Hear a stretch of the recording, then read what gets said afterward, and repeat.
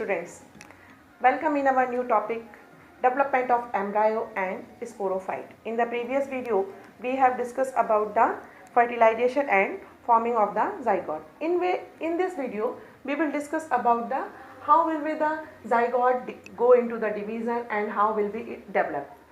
Zygote, we know that forming by fertilization of sperm and the egg, and it make the two एम्प्लॉयडी zygote. zygote तुरंत ही किसी resting period में नहीं जाता है. It go into the mitotically division and form the multicellular embryo. Multicellular embryo is divided into the foot, seta and capsule. जो main plant है, in the previous video we discuss about that. Main plant जो होता है वो क्या कहलाता है? Gametophyte. इस गैमेटोफाइट पर आपने देखा होगा छोटे छोटे स्ट्रक्चर हैं.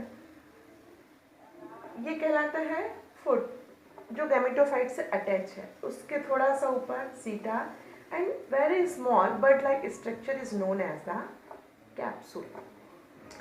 In this video, we will discuss about the capsule. Capsule structure is a very important structure. Capsule have the 3 zone. Capsule के पास 3 जोन है. ऊपर का हिस्सा ओपर्कुलम कहलाता है, मिडिल हिस्सा थीका कहलाता है और नीचे का हिस्सा एपोफिसिस रीजन कहलाता है. ओपर्कुलम आप देख रहे हैं. ओपर्कुलम एक लिड लाइक स्ट्रक्चर है. लिड मतलब ढक्कन की तरह. ओपर्कुलम जो है एक लिड लाइक स्ट्रक्चर है, एकदम ढक्कन की तरह होता है और ये पेरिस्टोमियल टीथ के द्वारा घिरा हुआ है. किसके द्वारा? पेरिस्टोमियल टीथ के द्वारा पूरी तरह से घिरा हुआ है. In the Funaria there are 32 peristomial teeth. 32 peristomial teeth, upper 16, outer and 16 inner. Teeth की संख्या कितनी है? 32, 16 outer and 16 inner. 16 outer peristomial teeth is hygroscopic in the nature. Hygroscopic nature का मतलब है पानी की नमी को बचा सके. हाइड्रोस्कोपिक का मतलब होता है पानी में रह सकना, नमी में रह सकना, और हाइग्रोस्कोपिक का मतलब होता है नमी से बचाव रखना. 16 इनर जो पेरिस्टोमियल टीथ हैं वो कैसे काम करते हैं? It act like sieve. Act like sieve, चलनी. जो आप आटा वाटा छानते हैं, जिससे चाय वगैरह छानते हैं, उसको सीव कहा जाता है. 16 inner peristomial teeth act like the sieve. क्या काम करते हैं? जब डाइजेशन होता है, जब परागण होता है, तो सारे के सारे स्पोर्स यहाँ से बाहर ना निकल जाए, इसीलिए ये सीव जो थोड़े थोड़े मात्रा में स्पोर्स को बाहर निकालती है. ये इनका काम होता है 16 इनर पेरिस्टोमियल टीथ का. That is the operculum. अब आते हैं थीका पर. Theca is the major part. Theca is the major part of the capsule and it is the central part. It is the central part and known as the columella. कैसे, किस नाम से जाना जाता है? कॉल्यूमेला नाम से. अब ये हिस्सा मिडिल सेंटर का जो हिस्सा है पेरिस्टोमियल टीथ के तुरंत बाद, ये आपको जो गोल हिस्सा दिखाई दे रहा है, ये कहलाता है कॉल्यूमेला. अब ये जो कॉल्यूमेला है ये स्पोर सैक से दोनों तरफ से, स्पोर सैक से, कॉल्यूमेला स्पोर सैक से दोनों तरफ से ढका हुआ है, दोनों तरफ से बंद है. इसके अंदर क्या मौजूद है? इसके अंदर स्पोर्स मौजूद है. और ये क्या कहलाता है? Spore sac. Columella is enclosed both side of spore sac and air space are present at the outer side of the sporosac. अब इस स्पोरोसैक के बाहर एयर स्पेस मौजूद है. बाहर का जो स्ट्रक्चर है वो एयर स्पेस इसमें मौजूद है और हर एक एयर स्पेस सेप्टेड मतलब अलग किया गया है. सेप्टेड है किसके द्वारा? ट्यूबरकुली. आप ये गोल ब्लैक जो स्ट्रक्चर देख रहे हैं इसको ट्यूबरकुली कहा जाता है। ये पूरा का पूरा जो स्पोर सैक के बाहर का स्ट्रक्चर है एयर स्पेस है, और ये एयर स्पेस ट्यूबरकुली के द्वारा सेप्टेड है, बांटा गया है। यानी central part is known as the columella and it enclosed both sides of the sporosac, and air space are present outside of the spore sac and intercepted by the tuberculi. These space are protect the sporosac. ये जो air space है क्या करता है, spores को protect करता है from the outer any jerk, किसी भी चोट से इसकी ये रक्षा करता है। अब आते हैं नीचे के हिस्से पर, apophysis. Apophysis is the lower portion of the capsule, and in the middle of the apophysis it have a conducting strand. ये दिख रहा है आपको, एपोफिसिस के मिडिल में एक कंडक्टिंग स्ट्रैंड मौजूद है।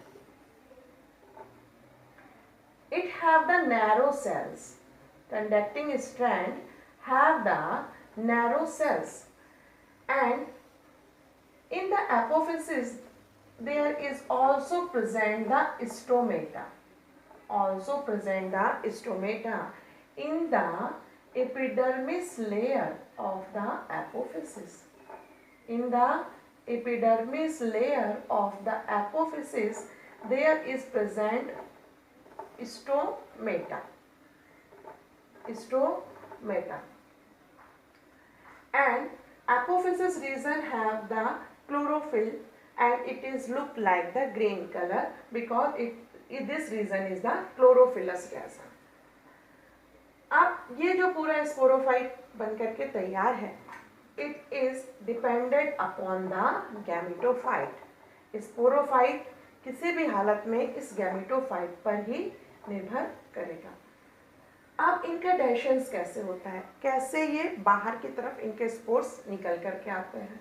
अब आप ये देख रहे हैं पेरिस्टोम जो टीथ कहलाते हैं, और आप ये जो देख रहे हैं ये हिस्सा कॉल्यूमेला जहाँ पर अटैच है, पेरिस्टोम और कॉल्यूमेला के बीच में जो जंक्शन है वो कहलाता है एनुलस। जहाँ पे पेरिस्टोम और कॉल्यूमेला मिल रहे हैं वो जंक्शन कहलाता है annulus.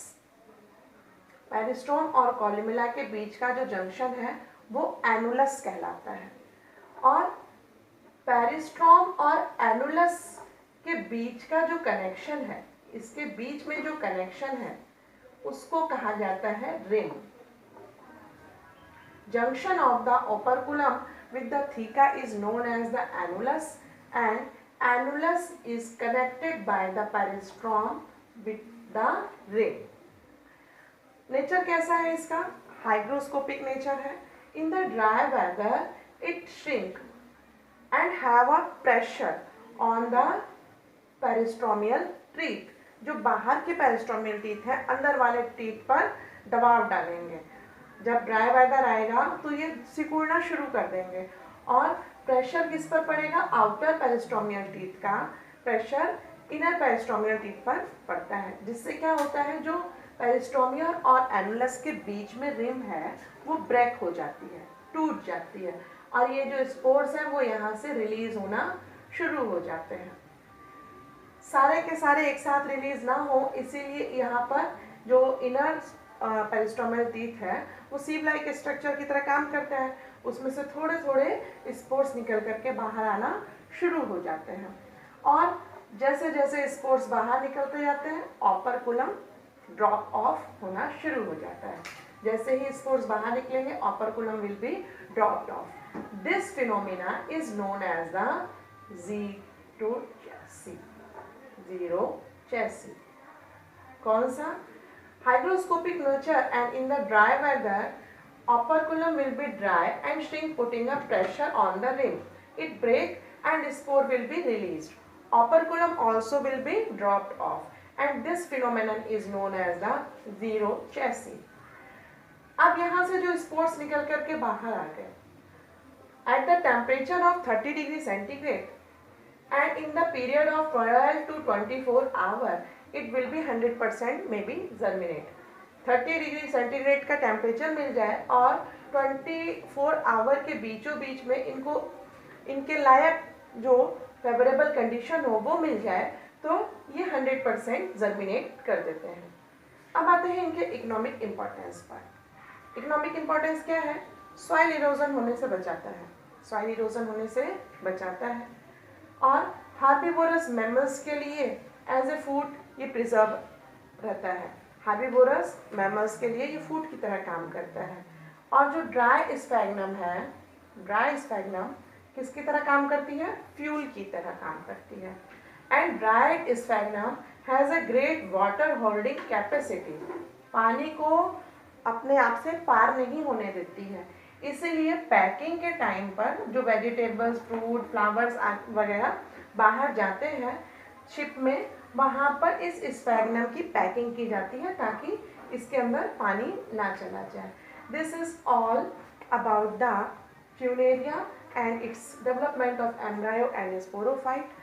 This is end of the bryophyte. In the next video, we will discuss about the pteridophytes. Thank you for watching this video.